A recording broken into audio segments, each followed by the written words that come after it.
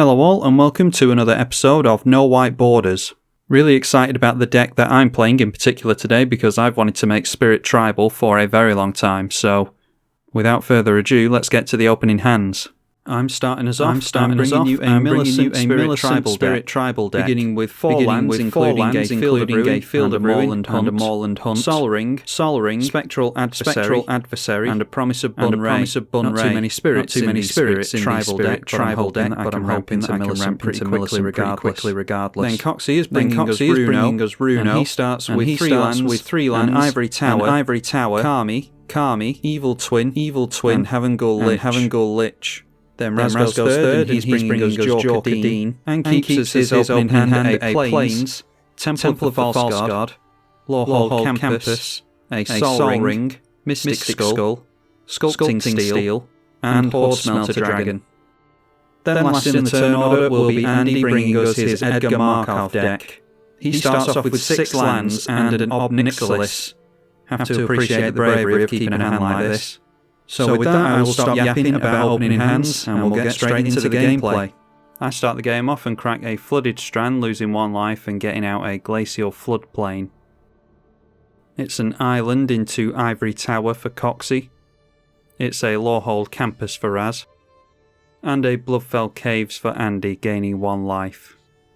Then it's round to my turn again. I play out a basic Plains into a Sol Ring, and then tap out into a Commander's Sphere. Coxie gains 2 at the beginning of his turn thanks to the Ivory Tower. He then follows that up with Kami of the Crescent Moon, meaning that each of us is going to draw 2 cards at the beginning of our turn. Raz completely copies me here because he thinks I'm really cool, into a Sol Ring, and once again into a Commander's Sphere. Andy throws out a basic, and then thanks to Kami has to discard to hand size and Orzhov Guildgate. My land for the turn is Skycloud Expanse, and then I throw out Promise of Bun Ray. Coxie gains 1 life from the Ivory Tower this time, and then plays his commander Runo. Raz plays another basic, and then casts Horde Smelter Dragon. Then it's an unclaimed territory on Andy's turn, and he casts Markov Purifier.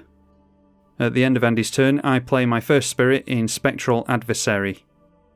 Then on my turn, it is play and equip the Sword of the Animist for a total of 4 mana, and then that's 3 damage onto Andy. During attacks, I get to search for a basic and put it into play tapped thanks to the sword I just played. Coxie gains 2 life from the Ivory Tower this time, and then follows that up casting a Tidehollow Strix. Slayer's Stronghold for Raz on his turn. He then casts Cursed Mirror, which comes down as a copy of the Horde Smelter Dragon. Then trying to take advantage of the highest converted mana cost, Raz activates the copy of the Horde Smelter Dragon he's just made for 4 mana, and targets my Commander's Sphere with that. Unfortunately, he didn't take into account that I can sacrifice it in response and effectively counter the ability here. So I sacrifice the Commander's Sphere and draw a card. He then turns the dragons in sideways regardless. I get 5 damage dealt to me, and Andy gets 5 damage dealt to him in the air also. Another basic for Andy, and this time it's into Cliffhaven Vampire. He then takes the Markov Purifier into the red zone against Raz, dealing 2 damage to him and gaining 2 life himself. That triggers the Cliffhaven Vampire and we all lose 1 life from that.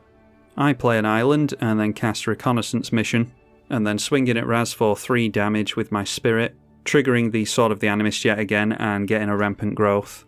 Once I've hit, I do also draw a card from the Reconnaissance Mission I just played. It's 2 for Coxie yet again from the Ivory Tower.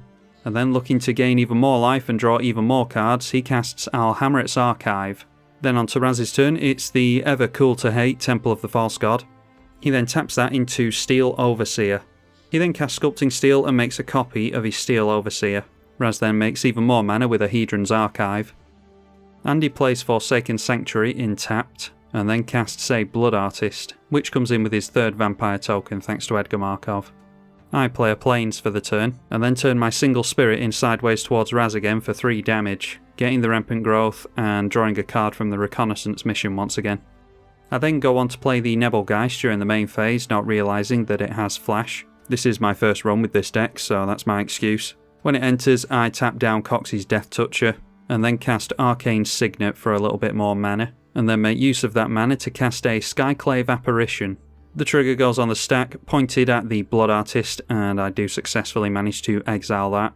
It's once again 2 life from the Ivory Tower for Coxie, but that gets doubled up to 4 life thanks to the Alhamrit's Archive. Then he draws 1 card during his draw step to the Alhamrit's Archive, and then any further draws are doubled up, so Kami allows him to draw a further 2. He casts Sphinx's Tutelage to start getting some mill onto his opponents.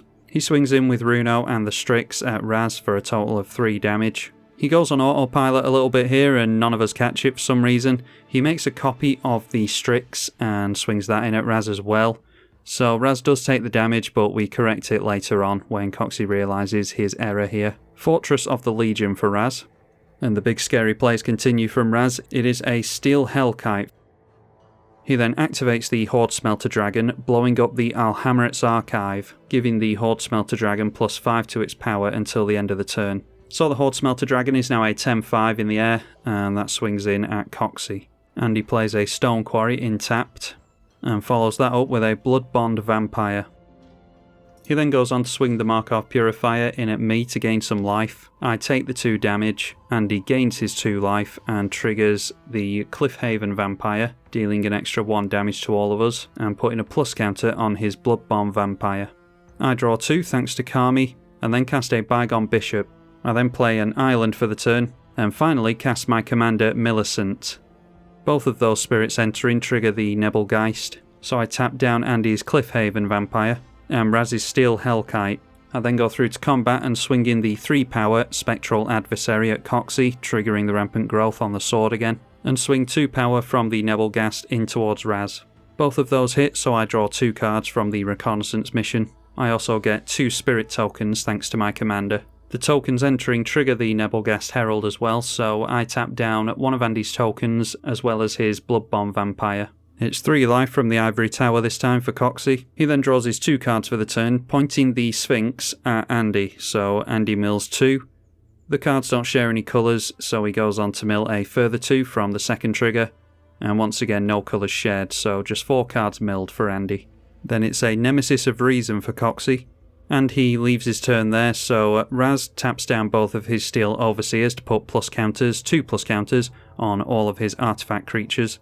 Then through to Raz's turn, he decides to try and give me a hard time by casting Concussive Bolt on me, dealing 4 damage to me, and seeing as how he has Metalcraft, he's going to make it so that my creatures can't block this turn. The Horde Smelter Dragon then blows up the Death Touching Strix, and gets +2 to its power, going up to a 7-5. He then goes through to combat and turns his Steel Hellkite in towards me, that is currently a 7-7, and then the 7-powered Horde Smelter Dragon swings in Coxie's direction. We both take the damage, going down by 7 apiece, and then with combat over, Raz decides to activate the Steel Hellkite and puts 3 mana into that, attempting to blow up all of my 3 mana permanents.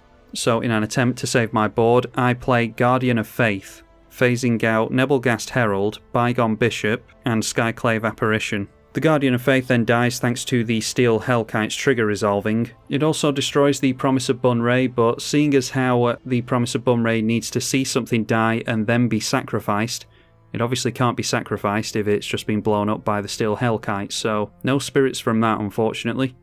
The Guardian of Faith entering triggers the Nebelgast as well, so I point that at the Nemesis on Coxie's side of the field, tapping that down. It also triggers the Bygone Bishop, so I get a Clue token. There's even more triggers yet though. Once the Guardian of Faith dies, it triggers the Millicent and I get another Spirit token into play from that. The Spirit coming in from the Millicent should have triggered the Nebelgast as well, but I just forgot about it here. And with all that shenanigans done, it's round to Andy's turn, and he feels the need to try and wipe the board here, so casts himself a Blasphemous Act. Luckily some of my creatures are phased out. He still manages to get rid of my Spectral Adversary and the Millicent, as well as the 3 tokens that I have in play. The non-token creatures dying will trigger the Millicent and instantly be replaced by 2 more Spirit tokens after everything's died. I obviously keep my phased out creatures here as well. After the wipe he goes for Vampire Nocturnus, revealing a Dragon Skull Summit on the top of his library. At the end of Andy's turn I crack my Raging Clue token and then begin my turn. My creatures phase back in and I only draw 1 now, as do we all thanks to Kami going down to the Blasphemous Act. I then go on to play Cathar's Crusade during my main phase. Millicent only costs 4 here thanks to me managing to keep spirits in play, so I recast my commander as well. That does of course trigger the Cathar's Crusade I just played, so a plus counter goes on all of my creatures. It also triggers the Nebelgast, so pretty slim pickings. I go after the Vampire Nocturnus being tapped down. I then swing in a 3-power Bygone Bishop and a 3-power Nebelgast Herald at Andy, then a 3-power Skyclave Apparition at Coxie, as well as a 2-power token, and then the remaining 2-power token in towards Raz. All the damage is taken here, so Raz takes 2, Andy takes 6, and Coxie takes 5. So damage triggers go on the stack now. There are 5 triggers from the Reconnaissance mission, which will draw me 5 cards.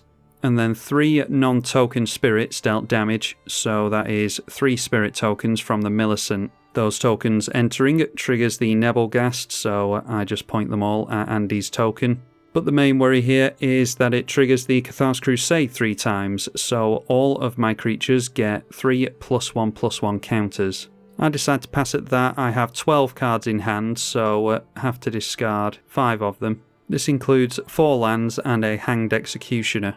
Coxie draws a card and points his mill enchantment towards me.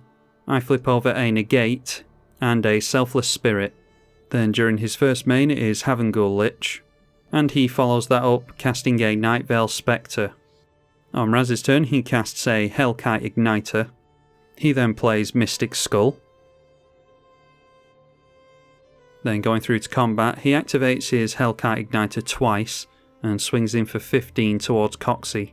He didn't realise that the Nightveil Spectre was a flyer, unfortunately, so Coxie just nonchalantly chump blocks that.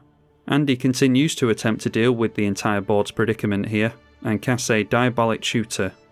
He finds his card and reveals another land on the top to the Vampire Nocturnus, and then casts a Day's Judgment. I have a response to this, however, and decide to cast Rattle Chains in response. When it enters the battlefield, it will give my Millicent hexproof in this instance. It also triggers the Cathar's Crusade, putting a plus counter on all of my creatures. But the main thing here is that it allows me to cast spirits with flash. So thanks to the flash, I can cast Mausoleum Wanderer, putting more plus counters on everything thanks to Cathar's Crusade. And I can sacrifice the Mausoleum Wanderer to counter the board wipe here, because Andy has fully tapped out to it.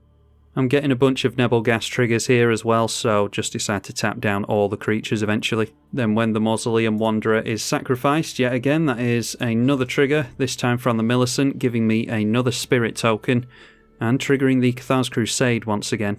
I also should have got some clue tokens from the Bygone Bishop here, but completely forgot about that. So it's round to my turn with a massive evasive army and all of my opponent's creatures tapped out now, but not feeling as though my spirits are quite big enough yet apparently.